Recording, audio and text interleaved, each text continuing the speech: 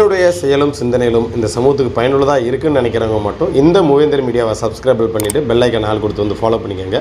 மூவேந்தர் மீடியாவுக்கு உதவணும்னு நினைக்கிற உறவுகள் கீழே கொடுக்கப்பட்டுள்ள வாட்ஸ்அப் நம்பருக்கு தொடர்பு கொள்ளுங்க. நன்றி. எதுவும் பண்ணல.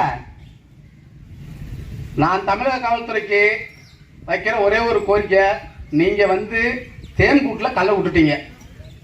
தேனி அது வேலையை செய்யதான் செய்யும். நீங்களே இந்த பிரச்சனையை நடுக்காவேரியோட முடிச்சு இந்த தஞ்சை மண்ணுக்குள்ளேயே முடிக்கணும்னா முடிங்க.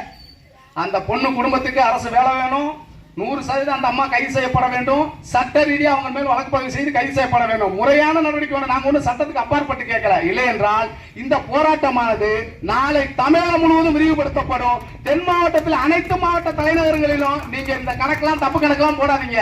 எல்லாம் பேசி வச்சாச்சு. தென் மாவட்டத்தில் அனைத்து ஊர்களிலும் நாளைக்கு கண்டிப்பா ஆர்ப்பாட்டம் நடத்தப்படும். உங்களோட முடிவு சரியா இருந்தா எங்களோட முடிவு சரியா இருக்கும். நீங்க மக்களை காக்கிறதுக்கு செவ்வாய் பகவான் என்ன சொல்றது, அங்காரம் காக்கி யூனிஃபார்ம் கொடுத்திருக்கான். அந்த கடவுள் கொடுத்த அந்த காக்கி யூனிஃபார்ம் வாங்கிட்டு இப்படி களவாணித்தனம் பண்ணினாலும் ஒரு காலமும் கடவுள் உங்களை மன்னிக்காது. காவல்துறை எதுக்கு தப்பு பண்ணவன பிடிங்க. நீங்க தான் தப்பு பண்ணவன பொட்டு சுட்டுக்கிட்டு இருக்கீங்களா? அப்பெல்லாம் இந்த மக்கள் எதுவும் கேள்வி கேட்கிறாங்களா? நீ தவறு பண்றவன தான் அதிகாரத்தை கையில எடுத்துட்டு கத்தி எடுக்கிறவன நீ சுடுற.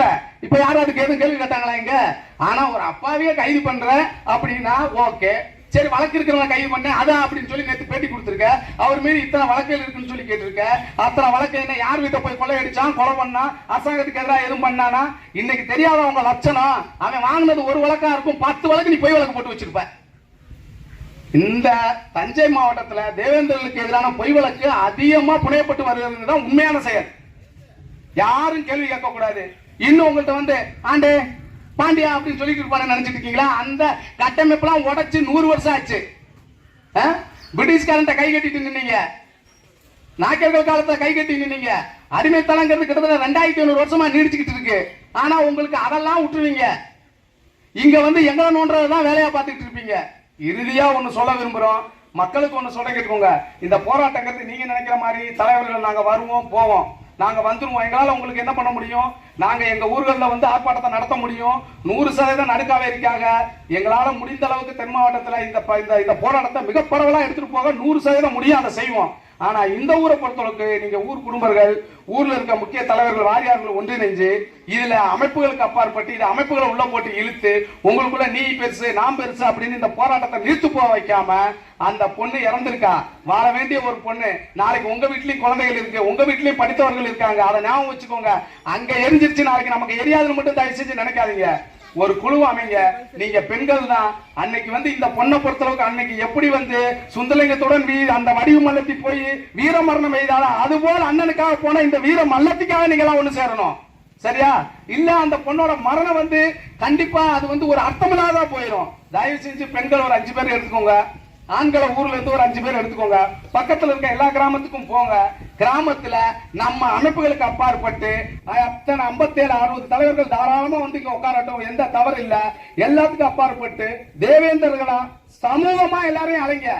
எப்ப நடுக்காவே இல்ல தினேஷ் கூட்டமைப்பா, புதிய மூலமா ஜான் பாண்டியனா இல்ல எந்த அமைப்பும் அதெல்லாம் தேவையில்லை. தினேஷோட குடும்பத்துல அந்த பொண்ணு இறந்திருக்கு, கீர்த்திகா.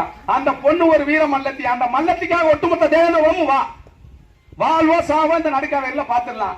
என்ன பண்ண போது இந்த போலீஸ் திட்டமிடுவாங்க, உள்ள இருக்கிற உங்களுக்குள்ளேயே பிரிவினையை தூண்டுவாங்க, அழகா அந்த வேலையை செய்வாங்க. நாளைக்கு நீ நல்லது கிட்டத்துக்கு போலீஸ் ஸ்டேஷனுக்கு வரணும். ஏன் போலீஸ் ஸ்டேஷன் வச்சுதான் நீங்க சோறு திங்க போறீங்களா? இல்ல போலீஸ் ஸ்டேஷன்ல தான் 100 நாள் வேலை இருக்கா? இல்ல போலீஸ் ஸ்டேஷன்ல டெய்லி பெயிண்ட் அடிக்கிற வேலையும் பிளம்பர் வேலையும் இன்ஜினியர் வேலையுமா கொடுக்குறாங்க? இல்ல அவங்கள வச்சு நீங்க சோறு திங்க போறீங்களா? கிடையவே கிடையாது. அவர்களோட பொய் பேச்ச நம்பாதீங்க. இதுல அமைப்பு ரீதியா சொல்லுவாங்க, இப்பதான் பேரை சொல்லி எல்லாம் கூப்பிடுவாங்க, தம்பி ராமு, மோகன், அது வரைக்கும் நாய் பேய இருக்கிற சூனா மானா எல்லா பேச்சும் பேசுறவங்க இன்னைக்கு அப்படிலாம் அழைப்பாங்க உங்களை. அதை நம்பிடாதீங்க. அந்த பொண்ணுக்கான அரசு வேலை உறுதி செய்யப்படணும். இந்த சாத்மிலா ஜாதி வெறி பிடிச்ச இந்த காவல்துறைக்கு, தமிழக காவல்துறைக்கு களங்கம் விளைவிச்ச இந்த அம்மா கைது செய்யப்பட வேண்டும், நடவடிக்கை எடுக்கப்பட வேண்டும். அதுக்கு நீங்க சுத்து வட்டார கிராமங்களுக்கு போங்க. அந்த கிராமத்துல எல்லாத்தையும் அந்த ஊர் வாரியாரு காலாடி யாரு தலைவர்கள் இருக்காங்க அவங்களை அலைங்க.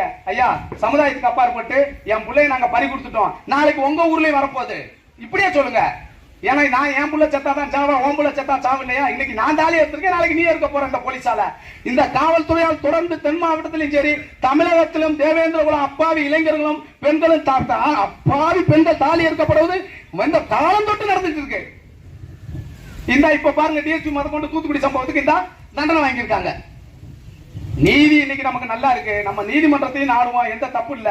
இந்த போராட்ட காலத்துல தயவு செஞ்சு சொல்றது, ஊரு தான் இந்த போராட்டத்தை நீங்க ஒற்றுமையா இருக்கணும். நீ வெளியில இருந்து வந்திருக்கோம், நாங்க உட்கார்ந்து இருக்கோம்னா நீங்க எல்லாரும் ஆர்வமா வந்தாதான். எனக்கு என்னமோ 2020 மேட்ச் பாக்குற மாதிரி அந்த 2020 மேட்சுக்கு செல்ல எடுத்துட்டு அந்த நாள் முழுக்க ஏன்னு உட்கார்ந்து இருக்கிறவங்க கூட இங்க வந்து மொத்தமா உட்கார வேணாமா? இப்ப அங்கங்க நிக்கிறதுனால என்ன நடக்க போகுது?